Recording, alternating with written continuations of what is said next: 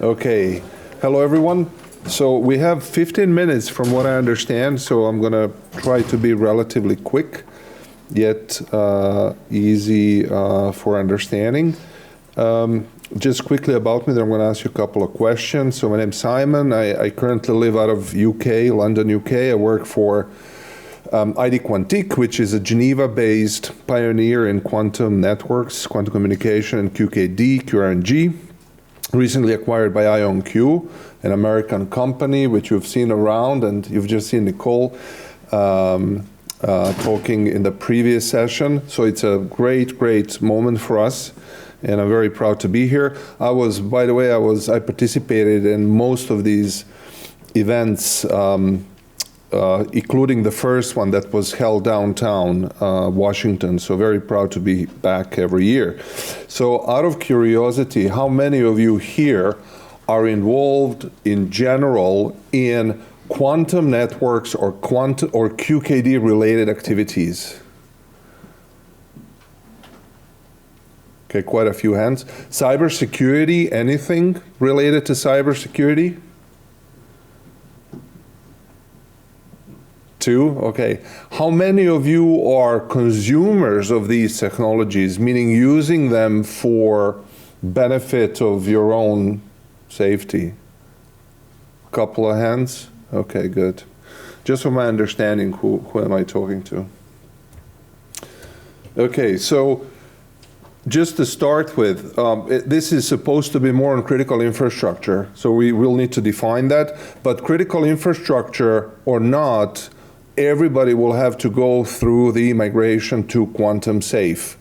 So it's not optional. It doesn't matter whether you are a supermarket chain or you are a power grid company. Everybody will have to do it. Everybody will have to comply with what NIST says, or everybody will have to, at the same time, protect their assets, pragmatically making their own decisions. So we can get only so far, but just following what regulations say, everybody will have to make decisions on their own. And we already see huge disparity in how people manage risk. These are very general, common sense slides that I put together to remind people every company has to manage risk.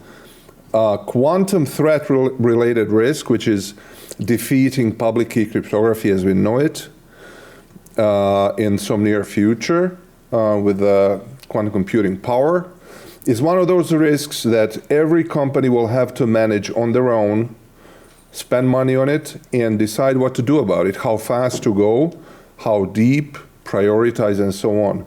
And what you see in the circles is roughly the process of doing that. And that critical infrastructure is no exception. So everybody will have to discover and catalog assets, audit, analyze, report, and remediate and lifecycle manage cryptographic assets. This is new field, and most of the companies, even the savvy ones, do struggle with it. There's no very mature tooling for it, and they have to prioritize and understand. This is roughly to show you that was built 4 years ago and slightly updated. And I still drag it around. I'm co-author of it. It shows it was built way before, so PQC suite was not even on it. It was some future date in year 2021. But now we know it's there from 2024, and we had Euro QCI. So this is adoption of quantum safe technologies, PQC and QKD. So what we've had is US Executive Inventory Directive, which is fantastic for the industry. Those who don't know what it is, look it up, it's relevant. It applies also to a lot of the critical infrastructure companies who are publicly owned. And EuroQCI is a huge quantum funding in Europe that has started a couple of years back. Over 200 million euros poured into building quantum networks with quantum physics, with QKD. So we expect to see from this year on an uptake in adoption of quantum safe technologies, PQC, QRNG, QKD, in first complex devices, which is very hard problem to fix because a root of trust issue is tied into hardware. So you're going to see, jet engines and trains and cars, ADMs, all of these things that are manufactured now being very early adopters. Mobility, cloud, cloud application, desktop applications in companies, financials, critical infrastructure. And then this is supposed to say critical infrastructure or grid, or there's many types of it. They have to do a bit more planning because they don't like disruption, so they're a little bit slower perhaps in some instances to plan. But when it comes to quantum safe, they have to be very early and protect their assets, because what quantum threat does, it destroys one of the three pillars of cybersecurity, CIA, confidentiality, integrity, availability. It goes away with confidentiality of data, which is not good for critical infrastructure.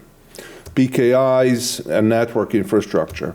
And at some point, there's going to be quantum panic, which means at some point, a couple of years down the road, there's going to be sufficient evidence that Shor's algorithm could be running somewhere, and there's going to be mass panic, and then the laggards or those who have not been doing this on time will be rushing to upgrade. So this is roughly the perception, and it has not changed.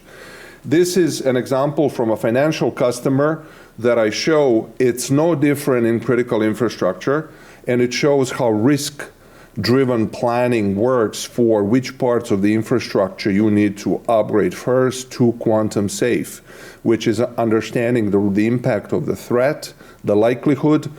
In this particular planning, it's harvest now, decrypt later. So these guys have been looking at, where does public key cryptography as they do it impacts them the hardest. And as you can see, VPNs or network security scores very high, 75, and they have other problems, obviously.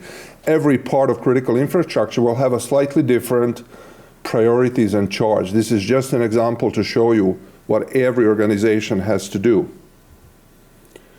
What we have been doing with our partners, there's an arrow missing there. I'm going to explain what it is. The slide somehow arrived without that arrow. There's supposed to be two arrows, PQC and QKD. So what we have seen and what we see also in critical infrastructure, the process of adoption of quantum safe technologies is twofold. PQC being the software-based solution that solves most of the problems, albeit for an unclear period of time. So there's the first problem, we don't know for how long. Second is we don't know how often we'll have to change it, and it's very complex to change. On average, we expect typical enterprise to spend at least 10 years migrating to quantum safe. That can go up to 15 or 20. Why do we know that? Because of the past. So DoD has been migrating public key cryptography from RSA to ECC, which is two public key standards for their CAC cards, for up to 15 years, and they've never completed it. Just 1 out of 20 items, okay? Because of logistical complexities, carrying two cards, upgrading servers here and there, and the whole mess around it. So just to give you an idea, so and at the end, when they were not done with it, they were instructed by the NSA to start planning for PQC, kind of to drop classical to classical and then go to PQC, okay? So this is complex stuff. So we see PQC being used on the application layer and below, different priorities, obviously, and QKD being adopted from bottom to the top, meaning that to secure physical layer, 2.5, and 3 of OSI stack up to IPsec, and in some instances higher. What's important is the ecosystem. You cannot do this unless the vendors you use for security, for encryption, unless they do support this strategy. And these are the vendors we are certified with, which means if any of the critical infrastructure companies use any of them, it will work out of the box with a minimal config change, okay? So, unfortunately, this is not the presentation I sent for this session. So, okay, I'll talk about it. I had a completely different set of slides. that talks about the projects we've done with critical infrastructure vendors. This is from my yesterday session, so they ended up being here as well. So we have done projects. So we partner with a number of companies which you saw on this slide, including Hitachi ABB. I was curious as to why no critical infrastructure slides are coming up. But if we look at here, so one of the vendors that does a lot of work in critical infrastructure is Hitachi ABB. So we have done a number of projects with them in power grid situations. That's one example. And we've done, in Germany and in other countries where we connected data centers and headquarter to data center, headquarter to headquarter type situations with QKD. In many instances, depending on the part of critical infrastructure or the domain, they do run their own fiber optical infrastructure. Very typical for power grid companies to run their own fiber optical infrastructure. It makes it very easy for application of quantum key distribution. Quantum key distribution gives permanent security against harvest now, decrypt later, meaning that tapping is not possible because it doesn't lead anywhere. So you can tap all you want, help yourself. That's the issue with harvest now, decrypt later. It's an attack that, unlike today's hacking, which needs to be sophisticated, you need to go through layers of cybersecurity to hack something, you need to defeat multiple systems to get to data. With harvest now, decrypt later, the only thing you need is access to fiber optical network. In some countries where I go, they say, well, this is not possible. Nobody can tap us. In our country, somebody can tap us, there's no way. Particularly people who have been educated in the kind of all telecom schools and so on, they believe this is not possible. And we typically do a 30-minute challenge. I say, well, if you give me a shovel and a minivan, I can show you that in fact it's possible to tap fiber optical lines very quickly. What this do is undermines the whole security model with a tap. What do you capture when you tap? Say an IPsec backup between two data centers. You capture authentication. Then the next thing you capture is the key exchange. Then you capture the data. Of course, nothing's visible to you, but you capture, in fact, all three. You store it. You run Shor algorithm a few years down the road, and it will reverse and show the AES keys used to encrypt, which means it will open it up. So you don't need to hire a super fancy hacker. You don't need to go around, poke around firewalls. You literally just go after the fiber optical infrastructure, okay? So that is harvest now, decrypt later. And it's super relevant critical infrastructure. Now, who else benefits in critical infrastructure from this? So we work with oil and gas.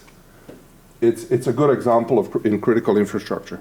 There are oil and gas companies that are not only national strategy relevance, but they do have huge also private investments in, you can call them corporate secrets, which is the drilling, exploration, talking billions of dollars in investments that they do not want to fall into anybody's hands, either corporate espionage or state actor espionage. These companies tend to run fiber optical infrastructure as well, and it's very simple use case for them to apply some of these technologies, so we work with them as well. Of course, there are other examples. One that we are very close to is telecoms. Telecoms in many countries is classified as critical infrastructure, so we do work with telecom partners exactly the same way, with the difference that in telecom is critical infrastructure, they also can leverage this not only to protect the critical infrastructure from tapping and from harvest now, decrypt later, but they can turn it into a source of revenue by turning these services into as a service model, meaning that if they have downstream B2B customer, that is supermarket chain, a bank, a healthcare customer, they can offer them quantum safe bandwidth between data centers where you rent a pipe that's already quantum safe. telecom maintains the equipment and ensures security, and you just enjoy it. So that would be in a nutshell how we work with critical infrastructure companies across the globe. So we do have a team that covers US, Canada, Latin America. Jean Seb, who's here in the room, is the right person to talk to for these markets. We have a strong team in Europe, Middle East, as well as in Asia. And we have projects in all of these countries. So we're very happy to talk to you about anything you may want to know about these projects. So. Okay, thank you so much, Simon. Let's give him a hand. Thank you. Right.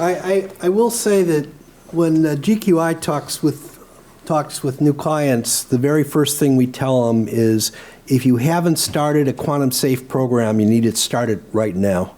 It's very, very important, as Simon mentions.